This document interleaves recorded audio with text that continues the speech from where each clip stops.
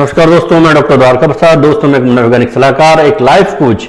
दोस्तों, मैं आप लोगों को आज एक ऐसे विषय पर डिस्कस करने जा रहा हूं जो आप सबके लिए बड़ा इंटरेस्टिंग होगा और आप उसको शेयर करें, ये ऐसी मैं उम्मीद आप लोगों से करूंगा, क्योंकि ये हादसा मेरे साथ भी हुआ है, मेरे से जुड़े हुए लोगों पर भी हुआ है और बहुत से ऐसे लोग हैं हमारे आसपास के, परिवार के, सोशल सर्कल में, फ्रेंड सर्कल में, किसी न किसी के साथ एक आध बार ये हादसा जरूर होता है। कभी कभी हमें ऐसा लगता है कि जब हम नींद की स्थिति में होते हैं तो कोई ऐसी स्थिति होती है कि हम बोलना चाहते हैं पर बोल नहीं पाते हैं, हम चीखना चाहते हैं चीख नहीं पाते हैं, या हमको ये लगता है कि कोई हमारी चेस्ट पर बैठा हुआ है, हमें दबा रहा है, हमें मारना चाहता है और हम उठ जाना चाहते हैं, हम तुरंत उठ करके बेड से लाइट ऑन करना चाहते हैं पर हम कुछ नहीं कर पाते हैं, हम असहाय महसूस करते हैं, हम बड़े बेचैन हो जाते हैं, हम डर की स्थिति में चले जाते हैं, यहाँ तक कि हमारे शरीर से पसीना आने लगता है और हमें लगता है कि कोई हमें मारना चाहता है और हमें मारकर ही दम लेगा। तो दोस्तों, ये फेज बड़ा क्रिटिकल हो जाता है और इस फेज का जो टाइमिंग है वो 10 से 15 मिनट का रहता है, कुछ लोगों में कम का रहता है। तो ये स्थिति बड़ी क्रिटिकल कंडीशन की रहती है। तो इसे हम क्या कहें, इसे मनोवैज्ञानिक रूप से स्लीप पैरालिसिस कहा जाता है। लोगों की इसके बारे में बहुत सी धारणाएं हैं। कुछ लोग इसको दैवीय शक्तियों से जोड़कर देखते हैं, कुछ लोग इसे पारिवारिक शक्तियों से जोड़कर देखते हैं, कुछ लोग इसे सुपरनेचुरल पावर से जोड़कर देखते हैं। लेकिन ये अपने आप में एक साइकोलॉजिकल डिसऑर्डर है जिसे स्लीप पैरालिसिस कहा जाता है। हम इस स्लीप पैरालिसिस को पूरी तरह समझे, इसके लिए ये जरूरी है कि पहले हम स्लीप को समझे, नींद को क्या है नींद, उसके बारे में जाने, ये जरूरी है। दोस्तों, नींद अपने आप में एक पूरा साइकिल है जिसको 2 स्टेप में बांटा गया है, 2 कंडीशंस में डिवाइड किया गया है। जो पहली कंडीशन है वो जो है नॉन REM होती है, जिसे नॉन रैपिड आई मूवमेंट कहा जाता है। ये 4 स्टेप्स में पूरा होता है। और जो दूसरा इसका कंडीशन है वो REM होती है, जो रैपिड आई मूवमेंट होता है। और ये जो स्लीप पैरालिसिस की स्थिति होती है ये दूसरे कंडीशंस वाली स्टेज में ही होती है। तो जो नॉन REM स्टेज होती है ये 4 स्टेप्स में पूरी होती है। इसमें पहला जो स्टेप होता है, इसमें व्यक्ति नींद की स्थिति में जाने लगता है। नींद की स्थिति में जाने लगता है, 10 मिनट तक की स्थिति में वो रहता है और उसके बाद वो नेक्स्ट स्टेप में जाने लगता है तो वो उसमें 20 मिनट में रहता है। यहाँ ब्रेन एक्टिव रहता है, बॉडी उसकी आराम की स्थिति में रहती है। थर्ड स्टेप में जाता है तो वो जो है पूरी तरह नींद की स्थिति में आ जाता है, गहरी नींद की स्थिति में चला जाता है। यहाँ तक कि उसके आसपास अगर शोरगुल हो रहा हो, कोई म्यूजिक बज रहा हो, तो भी उसको ये पता नहीं रहता कि मेरे आसपास कितना शोरगुल हो रहा है या कितना वॉल्यूम मेरे आसपास हो रहा है। तो ये स्थिति उसकी रहती है। जो चौथी स्टेज होती है नॉन REM की, वो लगभग वैसी है जैसी REM की स्थिति होती है।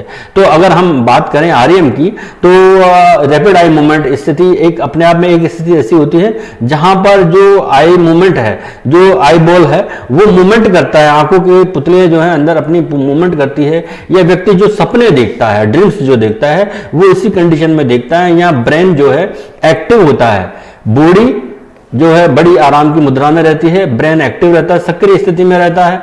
तो यहां पर सपने कई तरह के हो सकते हैं, सपने अच्छे बुरे हो सकते हैं, सपने खराब भी हो सकते हैं। तो सपने जब डरावने होते हैं या खराब होते हैं तो ये स्थिति स्लीप पैरालिसिस की भी हो सकती है। जब डरावने होते हैं तो व्यक्ति को लगता है कई बार कि उसकी जो है ऊपर कोई बैठ गया है, उसको कोई बोलने नहीं देना चाह रहा है, उठने नहीं देना चाह रहा है।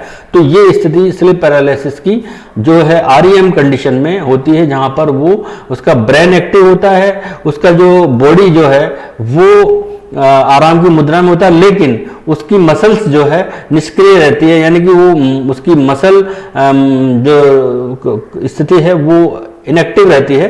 वो बाद में जब इस फेज से बाहर आता है तो वो उसमें अकड़न से फील करता है, क्योंकि ये फेज 10 से 15 मिनट की रहती है। जब वो बाहर आता है तो नॉर्मल स्थिति आ जाती है, वो शेयर करता है, लोगों को बताता है कि मेरे साथ ये हादसा हुआ है। सुबह जब डिस्कस करता है तो लोग उसको अलग अलग चीजों से जोड़ करके, कोई उसको सुपरनेचुरल पावर से जोड़ के बताता है, कोई किससे। एक्चुअल में ये होता स्लीप पैरालिसिस की स्थिति है, जिसे उसे समझ जाना चाहिए या हमारे इस वीडियो के माध्यम से उसे समझ लेना चाहिए। तो दोस्तों, ये क्यों होता है? दोस्तों, इसके होने के भी बहुत से कारण हैं। जनरली ये उन लोगों में होता है जिनमें डिप्रेशन तनाव और चिंता रेगुलर या क्रॉनिक कंडीशन में रहने लगता है, तो ये उन लोगों को होता है, या जो पर्याप्त रूप से नींद नहीं ले पाते, या उन लोगों को होता है इस पे जिनको बाइपोलर डिसऑर्डर की प्रॉब्लम होती है, उनकी जो प्रॉब्लम्स होती है साइकोलॉजिकल जो करेक्टर्स है वो रात को जो है उनको स्लीप पैरालिसिस के रूप में दिखने लगते हैं। वो डर जाते हैं, वो हिलना डुलना चाहते हैं, उन्हें लगता है कि सामने वाला व्यक्ति मुझे मारना चाह रहा है, मेरे को उसको मृत्यु का आभास होने लगता है, वो भागना चाहता है, उठना चाहता है, पर ऐसा वो कुछ नहीं कर पाता जब तक कि वो फेज चलती है। और ये फेज 10 से 15 मिनट की रहती है, उसके बाद वो नॉर्मल हो जाता है। तो बाइपोलर वाले पेशेंट में भी ये कंडीशन हो सकती है। और इसके अलावा उन लोगों में होती है जो नींद के बल अक्सर ज़्यादातर टाइम सोते हैं, क्योंकि नींद के बल व्यक्ति सोता है तो उसको कभी ना कभी ऐसी स्थिति आ जाती है कि ड्रीम्स, जब उसको थोड़े से अलग हटके ड्रीम्स आते हैं या डरावने ड्रीम्स आते हैं, तो उसको जरूर ये लगता है कि कोई मेरे ऊपर बैठ गया है, मेरे चेस्ट पर बैठ गया है, मुझे दबा रहा है, उठने नहीं देना चाह रहा है। तो ये स्थिति दोस्तों ये हो सकती है। और इसके अलावा जो लोग अल्कोहलिक होते हैं या जो नशीले पदार्थों को सेवन करते हैं, उनके साथ भी अक्सर ऐसा हो जाता है, क्योंकि उनको इन चीज़ों का आभास बहुत ज़्यादा होता है। जो सुपरनेचुरल पावर में बिलीव करते हैं, तो उनको ऐसा लगता है कि यार मेरे को कोई दबा रहा है, नींद में कोई मारना चाहता है, मेरे परिवार के मेंबर हो सकते हैं, कोई और जिनसे मेरी लड़ाई झगड़े हो चुके हैं वो लोग भी हो सकते हैं, तो उसको ऐसा आभास होता है। या कोई प्रेत आत्मा, कुछ लोग तो उसको जो है प्रेत आत्मा से भी जोड़कर देखते हैं कि कोई ना कोई ऐसा मेरे को दबाना चाहता है, मारना चाह रहा है, या किसी ने मेरे साथ ऐसा करवा रहा है कोई, तो ये स्थिति उत्पन्न हो जाती है। इसे स्लीप पैरालिसिस कहते हैं। ये आप साइकोलॉजिकली इसे समझिए, ये REM जो है रैपिड आई मूवमेंट में होने वाला एक प्रकार का डिसऑर्डर है। इसे मनोवैज्ञानिक रूप से समझे तो हम सबको बहुत अच्छे से फायदेमंद रहेगा और कामकार रहेगा। जहाँ तक इसके ट्रीटमेंट की बात है, तो इसका मेडिकल साइंस में अभी कोई स्पेसिफिक ट्रीटमेंट नहीं हुआ है, क्योंकि ये एक प्रकार का फेज है जो आता है और चला जाता है, और इससे जीवन जो है मृत्यु की स्थिति में नहीं आ पाता है, डरावनी स्थिति में आता है, डर जाता है, घबरा जाता है, पसीने आ जाते हैं, और बहुत देर तक व्यक्ति जो है अपने आप को ऐसा लगता है कि भाई मेरे साथ बहुत कुछ हो चुका है, लेकिन फिर भी मृत्यु की स्थिति में नहीं आता है। तो इसको ऐसी स्थिति नहीं है कि इसको बहुत ही कॉम्प्लिकेटेड कंडीशन मानी जाए। हाँ, अगर ये महीने में 4-5 बार होने लग जाए तो पेशेंट को किसी भी साइकेट्रिस्ट से या किसी भी विशेषज्ञ से, जो भी एक्सपर्ट है, उसको अपनी प्रॉब्लम्स जो है, जो स्लीप एक्सपर्ट्स होते हैं, जो साइकेट्रिस्ट होते हैं, जो साइकोलॉजिकल प्रॉब्लम्स को देखते हैं, साइकोलॉजिस्ट होते हैं, उनको ये दिखा देना चाहिए। तो वो इसके बारे में प्रॉब्लम के रूट में जाते हैं। कुछ जो साइकेट्रिस्ट हैं वो लोग इनके बारे में मेडिसिन रिकमेंड करते हैं। ये मेडिसिन्स जो REM है उसकी प्रॉब्लम को देखती है और उनको बैलेंस्ड करती है। तो ये एक अपने आप में इलाज है। और दूसरा है कि डिप्रेशन की कंडीशन ना हो, इससे बचने के लिए भी बहुत सारी थेरेपी दी जाती है, बहुत सारी मेडिसिन रिकमेंड की जाती है।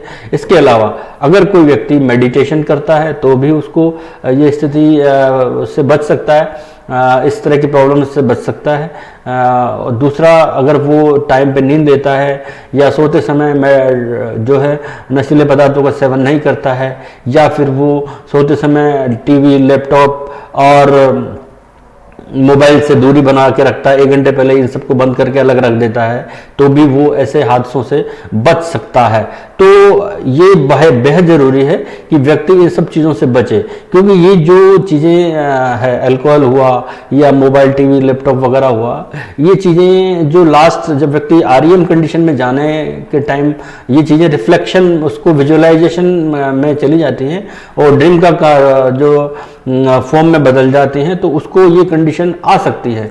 तो हमको हमारी नींद की आदतों में सुधार करना चाहिए, टाइम पे सोना चाहिए, टाइम पे उठना चाहिए, और हमें अच्छे विचार, स्पेशली अच्छे थॉट्स दिमाग में रखने चाहिए। सबके लिए पॉजिटिव फीलिंग रखनी चाहिए, ताकि हमें स्लीप पैरालिसिस की कंडीशन नहीं हो। ये बहुत क्रिटिकल नहीं है। अगर ये आपको महीने में 2 या 3 बार से ज़्यादा होती है तो आप किसी भी साइकोलॉजिस्ट या साइकेट्रिस्ट से संपर्क कर सकते हैं।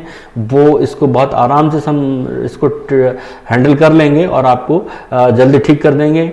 और इसे आप किसी भी अन्य प्रकार की प्रॉब्लम से जोड़कर ना देखिए, किसी भी सुपरनेचुरल या किसी भी देवीय या किसी पारिवारिक देवी देवताओं से जोड़कर ना देखें। इसे एक साइकोलॉजिकल पॉइंट ऑफ व्यू से देखें तो आपको बहुत जल्दी इसके बारे में फ़ायदा मिलेगा। ये कभी ना कभी किसी के साथ ज़रूर होता है, तो इसमें भी कोई आश्चर्य की बात नहीं है। बहुत बार नहीं होता है, ये भी कोई आश्चर्य की बात नहीं है। तो आपको अपने बारे में अवेयरनेस ही नहीं रखनी है, बल्कि ये जो जानकारी है ये लोगों तक दूर दराज तक, जो भी आपके फ्रेंड सर्कल के लोग हैं, जो सोशल सर्कल के लोग हैं, वहाँ तक इसको आपको शेयर करनी है, ताकि ज़्यादा से ज़्यादा लोगों को ये जानकारी मिले। और अगर इसके बारे में कुछ और जानकारी चाहिए तो आप मेरे कमेंट बॉक्स में कमेंट कर सकते हैं। धन्यवाद दोस्तों, थैंक यू वेरी मच।